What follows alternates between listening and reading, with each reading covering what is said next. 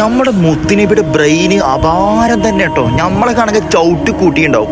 ആ സന്ദർഭത്തിൽ പ്രവാചകൻ ചെയ്ത സ്വഭാവം, പ്രവാചകന്റെ ബ്രെയിന് വർക്ക് ചെയ്ത സിറ്റുവേഷൻ, എൻ്റെ മോനെ വേറെ ലെവൽ തന്നെ. പ്രവാചകന്റെ അടുത്ത് വന്നിട്ടേ ഒരു വ്യക്തി വന്നിട്ട് പറയാണ്, നബിയെ നിങ്ങളെ മതത്തെ മുഴുവൻ കാര്യങ്ങളും ഞാൻ ചെയ്യാം, നിസ്കരിക്കുക, നോമ്പ് നോൽക്കുക, സക്കാത്ത് കൊടുക്കുക, ഹജ്ജ് ചെയ്യുക, ഉംറ ചെയ്യുക, പക്ഷെ വ്യഭിചരിക്കരുത് എന്ന് മാത്രം എന്നോട് പറയരുത് എന്ന് പറഞ്ഞു.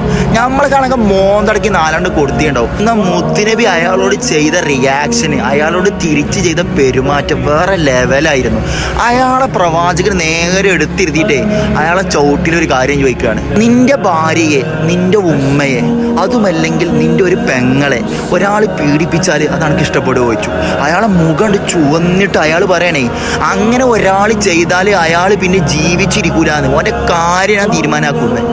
ഇത് കഴിഞ്ഞപാട് പ്രവാചകൻ സല്ലല്ലാഹു അലൈഹി വസല്ലം നിങ്ങൾ പറഞ്ഞു കൊടുക്കുകയാണേ, അതുപോലെ തന്നെയല്ലേ നീ പീഡിപ്പിക്കുന്ന, നീ വ്യഭിചരിക്കുന്ന ഓരോ സ്ത്രീയും ഓരോരുത്തരുടെ ഉമ്മയോ ഭാര്യയോ പെങ്ങളോ ആയിരിക്കും.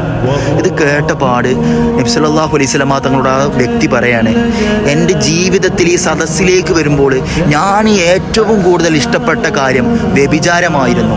ഇന്ന് ഈ സദസ്സിൽ നിന്ന് എഴുന്നേറ്റ് പോകുമ്പോൾ എനിക്ക് ഏറ്റവും ദേഷ്യമുള്ള, വെറുപ്പുള്ള സ്വഭാവം എന്നുള്ളത് സിനയാണ്, വ്യഭിചാരമാണ്. വെറും സെക്കൻഡുകൾ കൊണ്ട് തൻ്റെ സൗമ്യമായ, ലളിതമായ, മൃദുലമായ സ്വഭാവം കൊണ്ട്, തൻ്റെ മാസ്മരികമായ ബ്രെയിന് കൊണ്ട് പ്രവാചകൻ സല്ലല്ലാഹു അലൈഹി വസല്ലം തങ്ങളെ ഏറ്റവും ഇഷ്ടപ്പെട്ട ഒരു കാര്യത്തെ, ഏറ്റവും വെറുക്കപ്പെട്ട ഒരു കാര്യത്തിലേക്ക് ചേഞ്ച് ആക്കിയിട്ടുണ്ടെങ്കിൽ ആ പ്രവാചകന്റെ പേരായിരുന്നു മുഹമ്മദ് മുസ്തഫ സല്ലല്ലാഹു അലൈഹി വസല്ലം. പീഡനങ്ങളും വ്യഭിചാരങ്ങളും അറുതിയില്ലാതെ, വയസ്സുപോലും നോക്കാതെ ചെറിയ പിഞ്ചു കുഞ്ഞുങ്ങളെ വരെ പീഡിപ്പിക്കുന്ന ഈ കാലഘട്ടത്തിൽ എല്ലാവരും ഒന്ന് ചിന്തിച്ചു നോക്കുക. നിന്റെ ഭാര്യയെയോ നിന്റെ ഉമ്മയെയോ നിന്റെ പെങ്ങളെയോ ഒരാൾ പീഡിപ്പിച്ചാൽ അത് നിനക്ക് ഇഷ്ടപ്പെടുമോ എന്ന്. അത് തന്നെയാണ് ആ വ്യക്തിയോടും പ്രവാചകൻ സല്ലല്ലാഹു അലൈഹി വസല്ലം തങ്ങൾ സൗമ്യമായി തൻ്റെ ബുദ്ധി കൊണ്ട് അയാൾ മനസ്സിലാക്കിയെടുത്തത്.